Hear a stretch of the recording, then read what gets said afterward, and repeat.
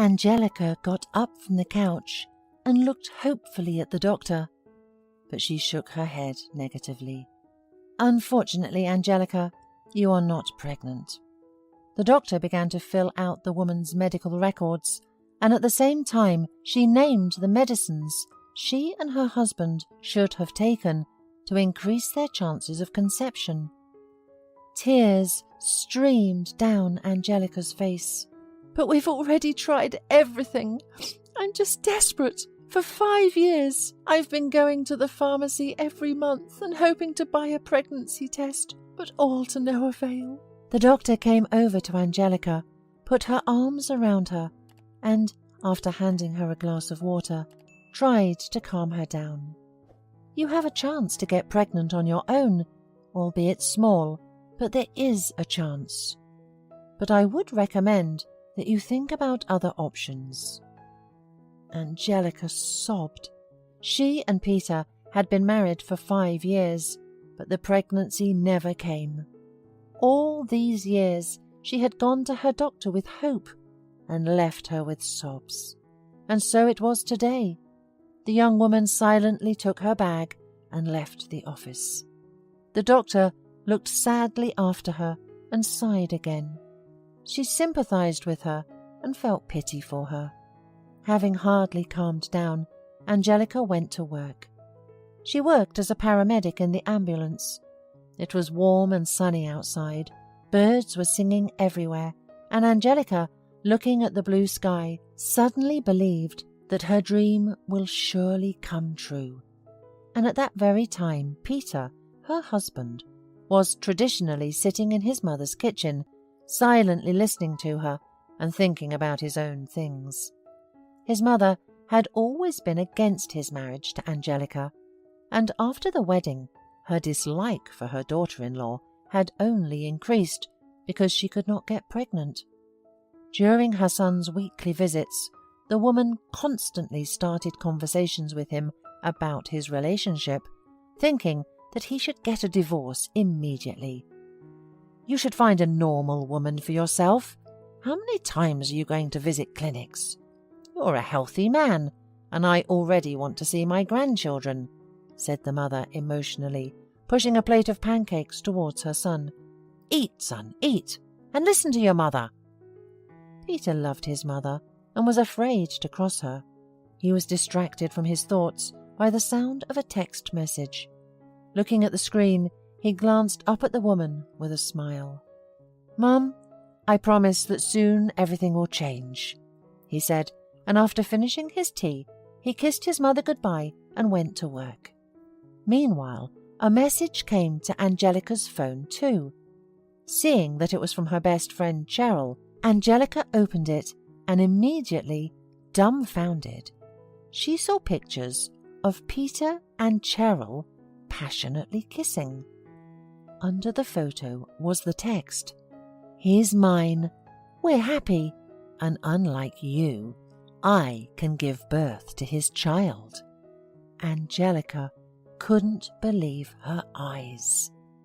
She did not understand how Cheryl, with whom she had always shared the most intimate things, could do such a thing. Moreover, her husband's betrayal did not settle in her mind at all. Angelica, is everything all right? A call came in, said Scott, Angelica's colleague, but the woman didn't answer, staring at one point. Do you hear me? Oh, I'm fine. Just thinking, said Angelica, barely holding back from crying. They quickly got in the car and drove to the place of the call. There they saw an elderly man lying motionless in the bushes. Scott assumed it was some vagrant who had been drunk and fallen asleep, so he did not even want to approach the man. But Angelica, running up to the old man, saw that he was quite decently dressed and did not look like he was drunk. She quickly looked him over and shouted, There's a heart attack! A stretcher, quick! Thanks to Angelica's quick reaction, the man was rescued. It turned out to be a local artist, Mr. Murray. When Angelica's shift was over, she decided to visit the elderly man. She looked at him warmly and asked him how he was feeling. "Thank you, dear," whispered the man with an effort. "I probably would be dead if not for you."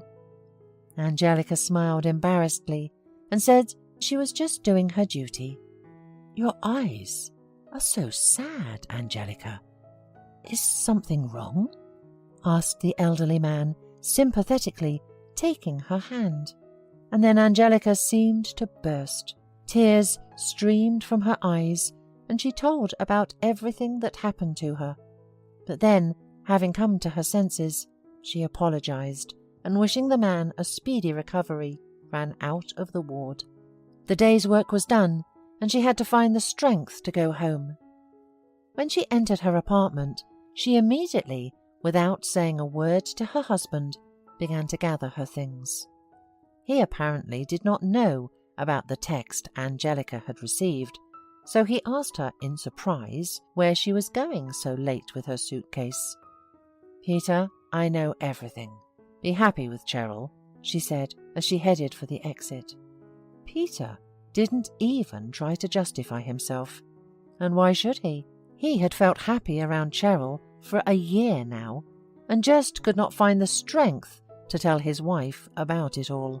As soon as the door closed behind Angelica, Peter immediately called Cheryl, praising her for her resourcefulness, and reported that his wife had finally left, and even without a scandal. Angelica rented an apartment and tried to learn to live again. She visited Mr. Murray daily, who was getting better. One day, Angelica brought him pencils and papers, and Mr. Murray started to draw the portraits. Watching, Angelica always admired his skill.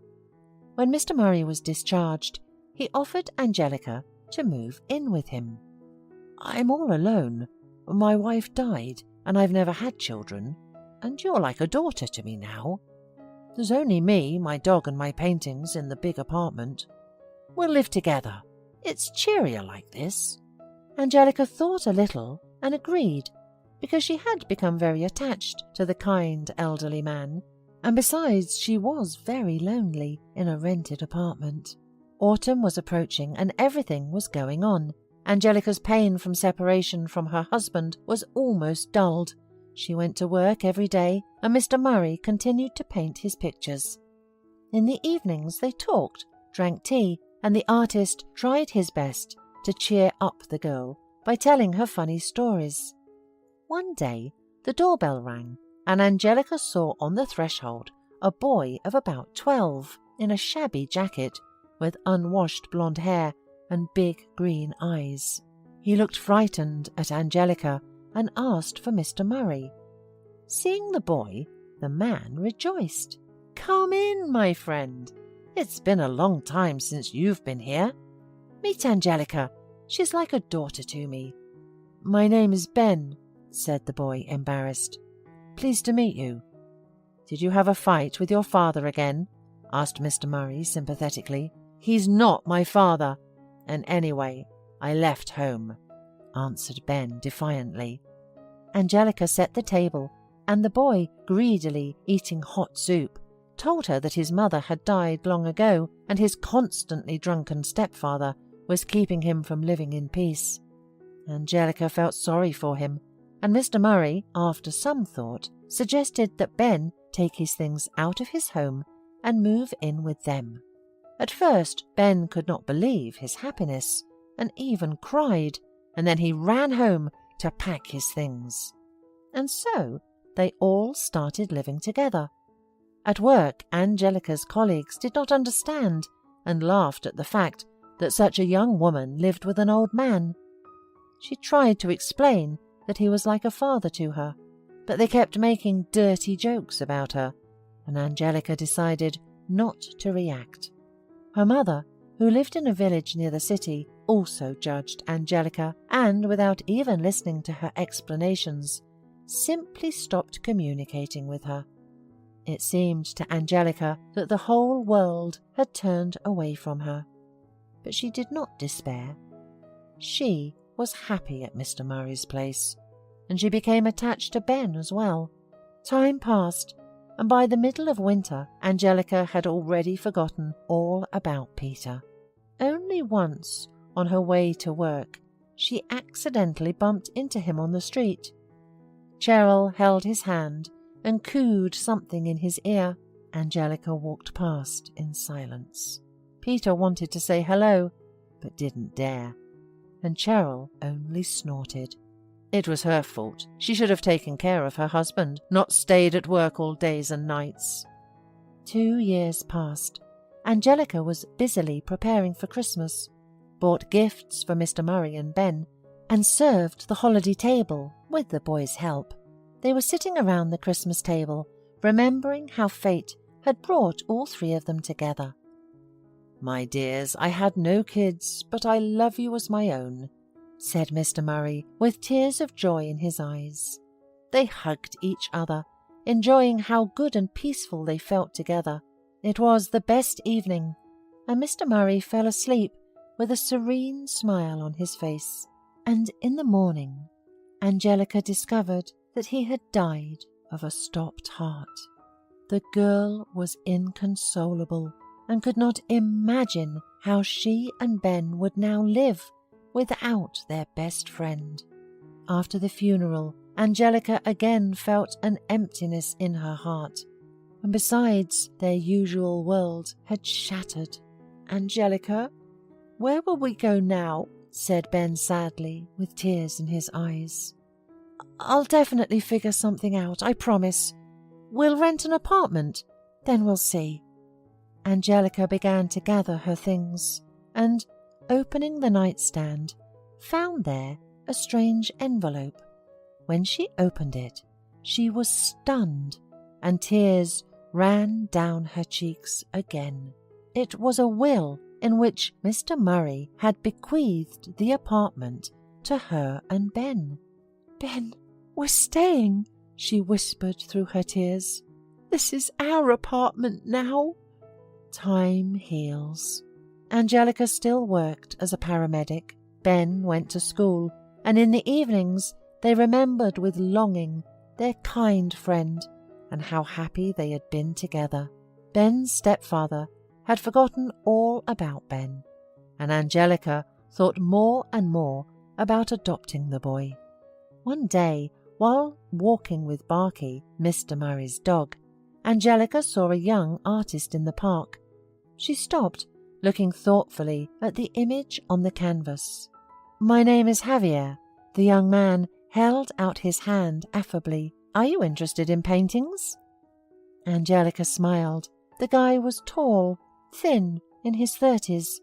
She explained that he reminded her of one good man, and told him about Mr. Murray and the paintings he had left behind after his death.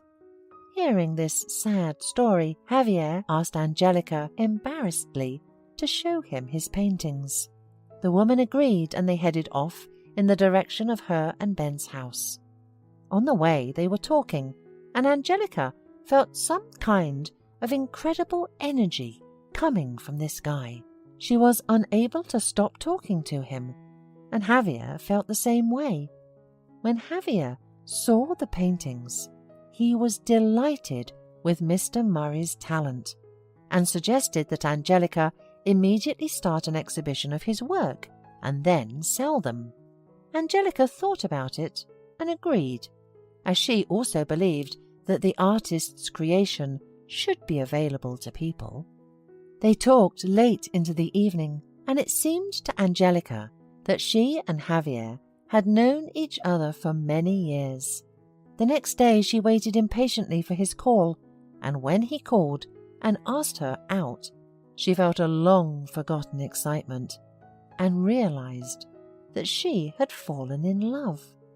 Javier was waiting for her at the appointed place with a bouquet of daisies and was also very excited.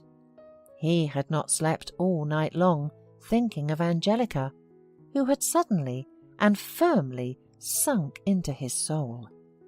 He realized that he fell in love with this gentle, kind, and extraordinary young woman. They spent the whole day together and no longer wanted to be apart for even a minute. "And don't worry, As soon as we get married, we'll adopt Ben," said Javier confidently. Angelica was surprised and looked at the guy with an amorous look. He held her tightly to him and felt her heart beat fast. 6 months passed.